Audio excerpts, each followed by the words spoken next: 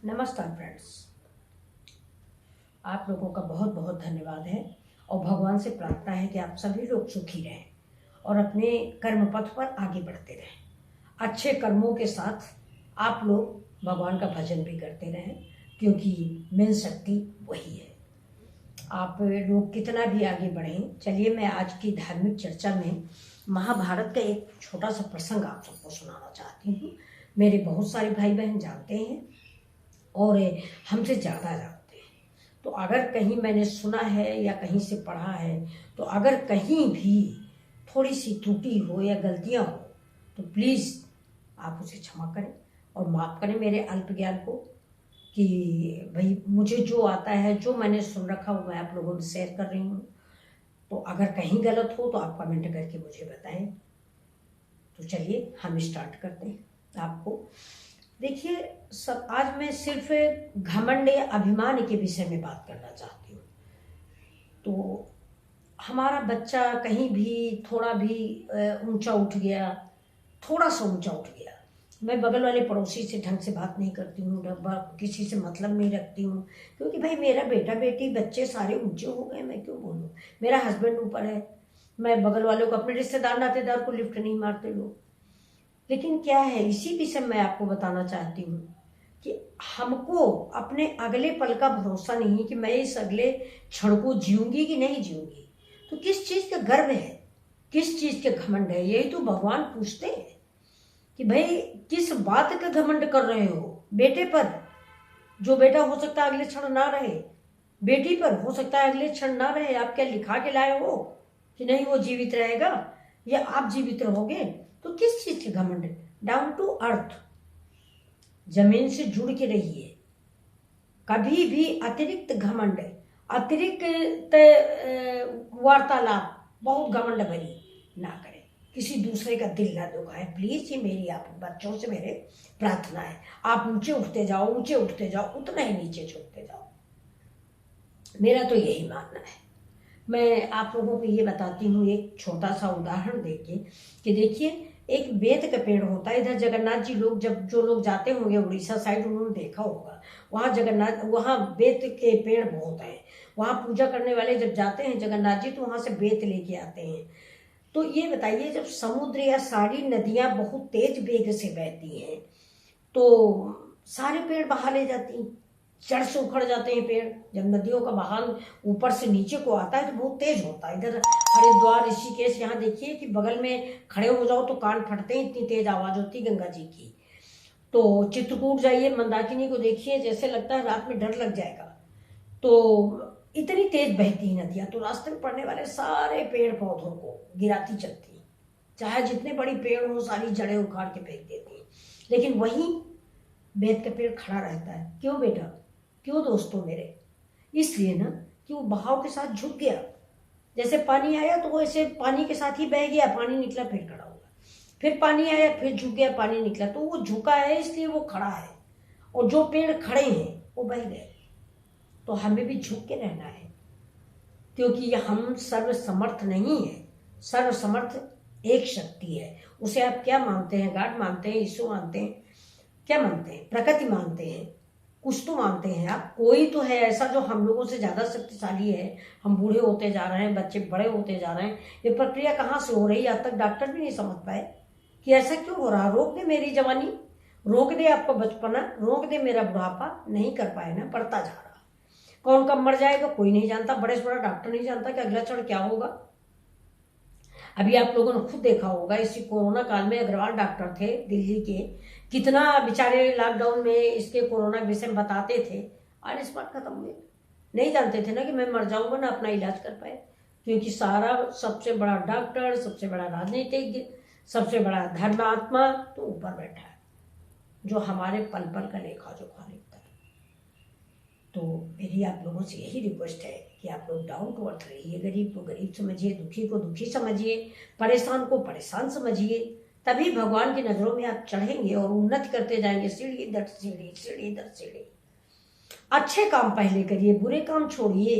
अगर आपके दिमाग में आया है कि मैं कल उसको मारूंगा, उसने मेरे साथ बदतमीजी की, और साथ में ये भी सोचा कि मुझे मंदिर भी कल सवेरे जाना है क्योंकि कल मंगल है, या कल बृहस्पति है या सोमवार है, मुझे मंदिर जाना, तो पहले आप मंदिर जाइए, अच्छा काम कर लीजिए। हो सकता है वहां जाते जाते आपकी बुराई वाली भावना खत्म हो जाए।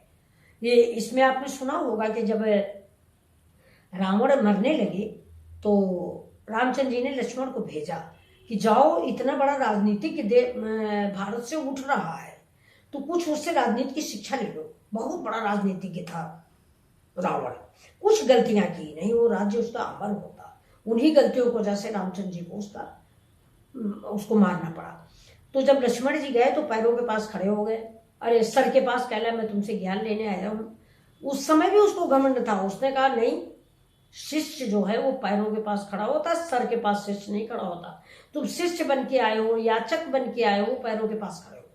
लक्ष्मण जी पैरों के पास गए तो उसने 2 ही 3 बातें बताई थी। उसमें एक बात यही है, किसी दोनों बातों का और आगे चर्चा करूंगी। 3 बातें।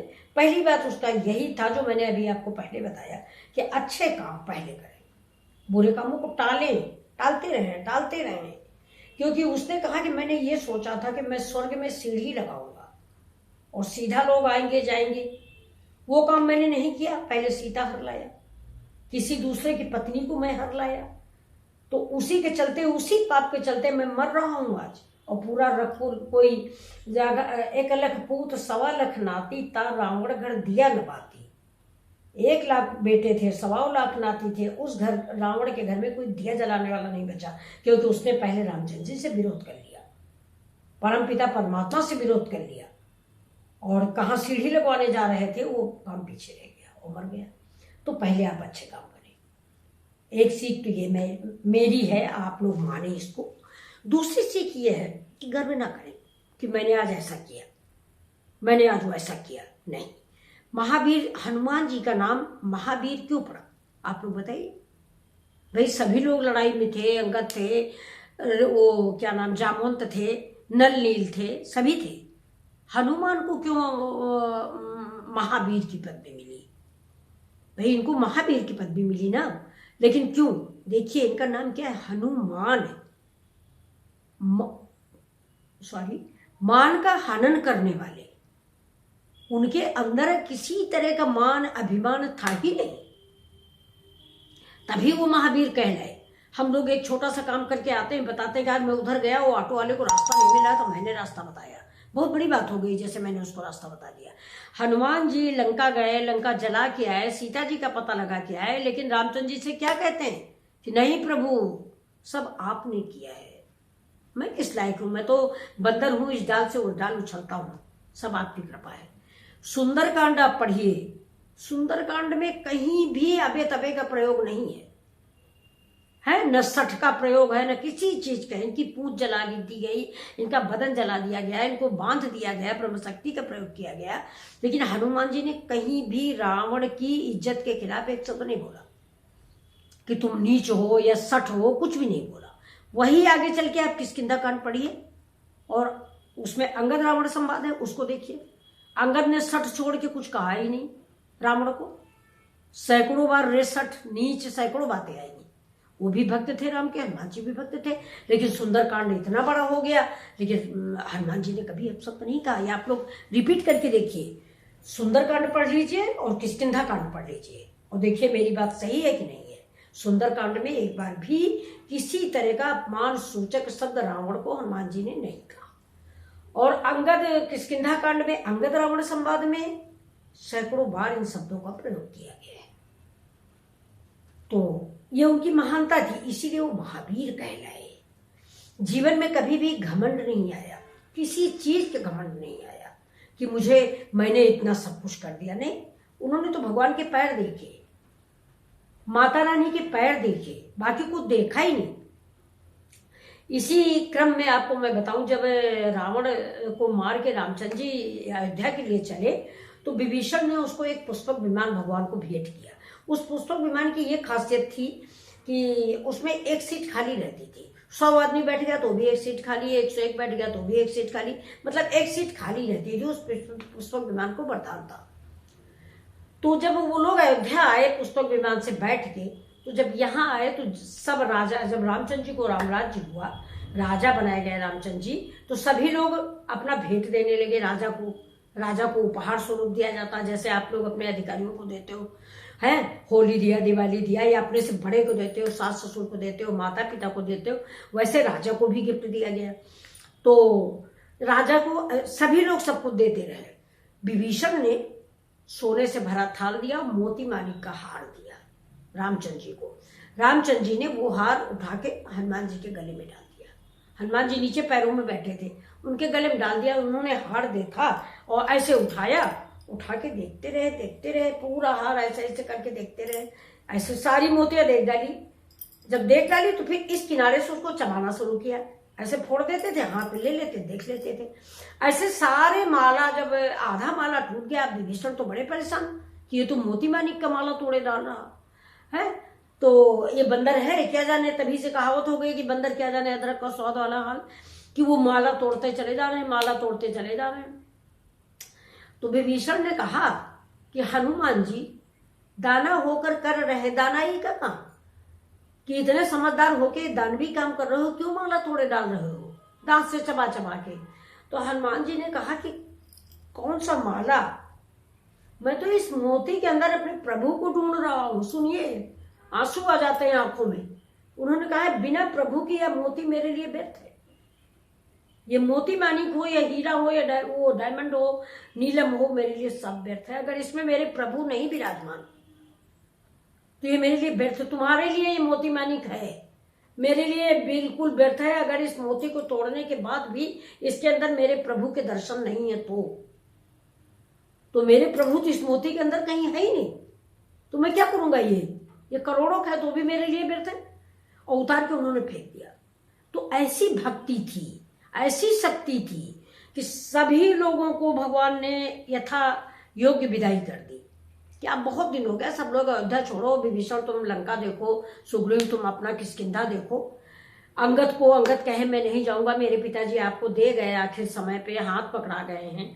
लेकिन फिर भी रामचंद्र जी ने उनको कुछ राजनीति समझा के कि तुम युवराज हो, अपना देखो जाके, सुग्रीव राजा है, तुम युवराज हो, अपना राज्य संभालो, जाके प्रजा से मित्रवत व्यवहार करो कि आगे चल के वो तुम्हें राजा, युवराज के बाद राजा स्वीकार करे, उस प्रजा में प्यार बांटो जाके। सबको विदा कर दिया, लेकिन हनुमान जी को कहने की उनकी हिम्मत ही नहीं पड़ी कि हनुमान जी तुम चले जाओ। सुग्रीव ने कहा भी, लेकिन हनुमान जी को रामचंद्र जी कह ही नहीं पाए कि तुम जाओ, वो इतना भक्ति में लीन थे।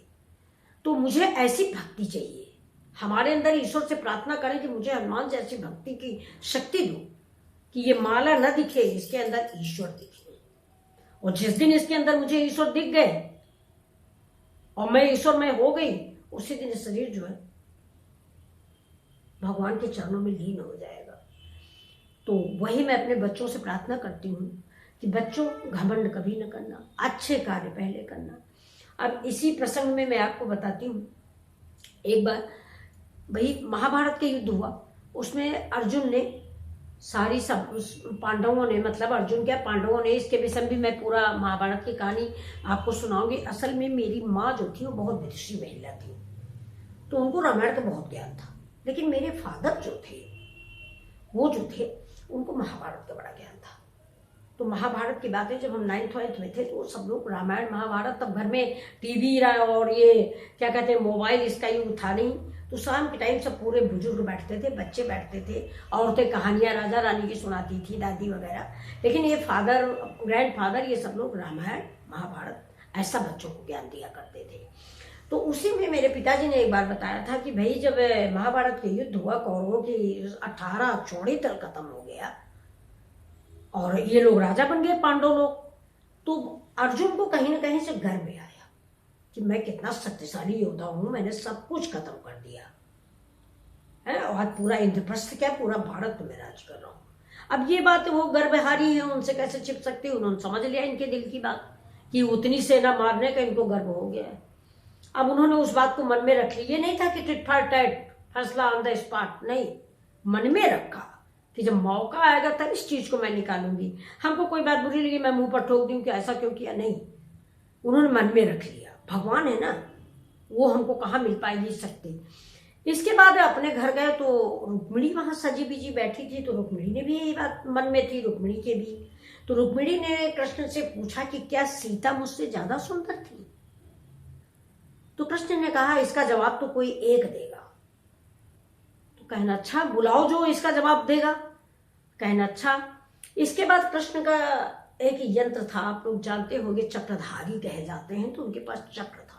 वो गेट के ऊपर ऐसे ऐसे ऐसे ऐसे चलता रहता था। जहां भगवान रहते थे उसके बाहर और रक्षा के लिए सुरक्षा कवच जैसा वो ऐसे ऐसे चलता रहता था। चक्र था, आप सभी लोग जानते हैं उनका, कृष्ण भगवान का नाम भी चक्रधारी है। तो चक्र को भी घमंड हुआ कि महाभारत में मैं था। तो अर्जुन कृष्ण भगवान ने भीष्म पितामह को मार दिया। भीष्म पितामह दौड़े थे, वो भीष्म पितामह ने कसम खाई थी ना, कृष्ण भगवान ने ये कसम खाई थी कि मैं अर्जुन का सिर्फ रथ हाँकूंगा, महाभारत में इन्वॉल्व नहीं होऊंगा, मतलब मैं उस लड़ाई में भाग नहीं लूंगा। लेकिन भीष्म पितामह ने कहा था, मोह शपथ गंगा जननी की, गंगा जी के बेटे थे, तो उन्होंने कसम खाई थी, मोह शपथ गंगा जननी की, शांतनु सुत न कहाइयो। उनके पिताजी का नाम शांतनु था। उनके भीष्म पितामह के पिताजी का नाम शांतनु था, माँ गंगा थी, ये गंगा के पुत्र थे। भीष्म पितामह गंगा पुत्र कहे जाते हैं। तो इन्होंने कहा था, कृष्ण को अल्टीमेटम दिया था, चैलेंज। उन्होंने कहा था मैं अस्त्र नहीं उठाऊंगा। इन्होंने कहा था, मोहि शपथ गंगा जननी की, शांतनु सुत न कहियो, आज मैं हरि से अस्त्र गहियो, आज मैं हरि से अस्त्र गहियो। उन्होंने कहा कि मोह शपथ गंगा जननी की, गंगा की कसम है, शांतन सुत न कहियो, आज ही से मैं शांतन का पुत्र नहीं कहूंगा, आज मैं हरि से अस्त्र गहियो, आज मैं श्री कृष्ण भगवान से अस्त्र जरूर उठवाऊंगा। और कृष्ण ने कहा ऐसा नहीं होगा, और हुआ। भक्त के लिए उनको उठाना पड़ा। भीष्म पितामह ने इतनी बाणों की वर्षा कर दी कि अर्जुन का रथ रुक गया। अर्जुन का रथ रुक गया, तब भी कृष्ण भगवान कुछ नहीं बोले। इसके बाद उन्होंने उनका रथ तोड़ दिया। जब रथ तोड़ा तो वही चक्का लेके, रथ का चक्का लेके, नीचे वाला पहिया जो होता है उसको लेके कृष्ण भगवान दौड़े कि मैं मार दूंगा भीष्म पितामह को। तो भीष्म पितामह ने अस्त्र धनुष बाण नीचे रख के कह रहे, जय हो चक्रधारी की, मेरी प्रतिज्ञा रख ली। मतलब कृष्ण कोई जरूरी नहीं था कि अस्त्र लेके दौड़ते हो, ऐसे भी चाहते तो ना होता, लेकिन उन्होंने देखा कि कितने बड़े भक्त हैं, इसलिए उन्होंने उनकी इच्छा के लिए, उनकी प्रतिज्ञा के लिए अपना मान तोड़ दिया। इसी विषय में एक लाइन है, मैं आपको बताऊं कि उनका मान टले टल जाए। किसका? भगवान का। इनका, उनका मान टले टल जाए, भक्त का मान न टलते देखा। ये कृष्ण भगवान और राम भगवान, मतलब वो तो नाम एक है और चीज नाम अनेक है, लेकिन भगवान एक है। अगर आप मानते हैं तो, और पत्थर मानते हैं तो कोई बात नहीं। तो उन्होंने क्या कहा है, उनका मान टले टल जाए, भक्त का मान न टलते देखा, कुंज गलिन में कंकड़ पर नंगे पैरों चलते देखा, कुंज गलिन में नंगे पैरों चलते उनको देखा, उनका मान भले टल जाए, भक्त का मान न टलते देखा। ये कृष्ण जी की बात थी। तो फिर अपने पुराने मुद्दे पे आते हैं। तो चक्र को भी घमंड, रुक्मिणी को भी घमंड, अर्जुन को भी घमंड। अब इन्होंने सोचा कैसे क्या करें। इन्होंने हनुमान जी को बुलाया, उनको भेजा अर्जुन को कि हनुमान जी को बुला के लाओ। अर्जुन गए बुलाने। हनुमान जी ने कहा कि मुझे अभी छुट्टी नहीं है, मैं अभी अपने भगवान की पूजा कर रहा हूं, मैं नहीं जाऊंगा। तो अब जबकि अर्जुन बहुत बड़े वीर थे और वो एक बंदर थे, लेकिन उन्होंने कहा नहीं। अर्जुन ने कहा अरे वो भगवान ही है जो तुमको बुला रहे हैं। कहला नहीं, हम वो नहीं है। तुलसी मस्तक जब नवे कि धनुष बाण ले हाथ, चक्र सुदर्शन और बांसुरी पर मैं भगवान नहीं मानता हूं। तुलसी मस्तक, तुलसीदास जी ने कहा कि तुलसी मस्तक जब नवे कि धनुष बाण ले हाथ, तब मैं भगवान समझूंगा। नहीं आए इनके बुलाने से, लौट आए। कृष्ण ने कहा क्या हुआ? काला नहीं आए। तो कृष्ण ने कहा है इतना बड़ा उनको घमंड है, तुम्हारे पर इतने बड़ा वीर गया था तो भी नहीं आए। अब अर्जुन चुप हो गए, उनकी बेइज्जती हो गई। अब तनी देर में हनुमान जी आ गए, बोले बताइए प्रभु क्या आज्ञा है। तो जब हनुमान जी आए तो गेट पे चक्र नाच रहा है, तो चक्र ने जाने नहीं दिया कि बिना हमसे पूछे कैसे अंदर जाओगे, प्रभु हैं अंदर, हम बॉडीगार्ड हैं उनके। उन्होंने चक्र से पकड़ा और ऐसे बगल में दबा लिया और दबा के अंदर गए तो कृष्ण भगवान को प्रणाम किया कि प्रणाम प्रभु। तो कृष्ण भगवान ने कहा कि ये तुम्हारी माता है? कहले ये हमारी माता कैसे हो सकती है? मेरी माता सीता जी हैं, उनसे खूबसूरती का तो मैं नाम नहीं लूंगा क्योंकि मैं बेटा हूं। बेटा कभी अपनी माँ की सुंदरता के बखान नहीं करता है। तो कहले माँ की जगह कौन ले सकता है? मेरी माँ तो मेरी जगत जननी सीता माँ है, आप रुक्मिणी के काटो तो खून नहीं। तो कृष्ण भगवान ऐसे देखे और मुस्कुराए। इसके बाद कहले बस कोई काम नहीं था, यही थोड़ा सा काम था, चलो वो काम हो गया, तुम जाओ। वो हनुमान जी जाने लगे। थोड़ी दूर निकले गेट के, लौटा कर अरे आपके गेट पे कोई भन कर रहे, तो मैं उठा ली हूँ, ये लीजिए। तो वो चक्र था, रख दिए और चले गए हनुमान जी। तो कृष्ण भगवान ने बाद में मुस्कुराया सबको देख के कि तुम तीनों के अंदर गर्भ आया था, वो आज उखाड़ के हनुमान जी ने फेंक दिया, मुझे मेरी जरूरत नहीं पड़ी। देख लिया? तो घमंड नहीं करना चाहिए किसी बात का।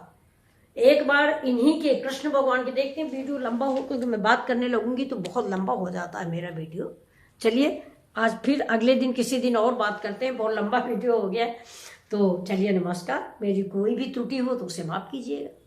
मैं मिथिला की रसोई से थैंक यू। आप लोग वॉच करिए, देखिए, मुझे सुनाने में बात करने में बड़ा अच्छा लगता है। नमस्कार।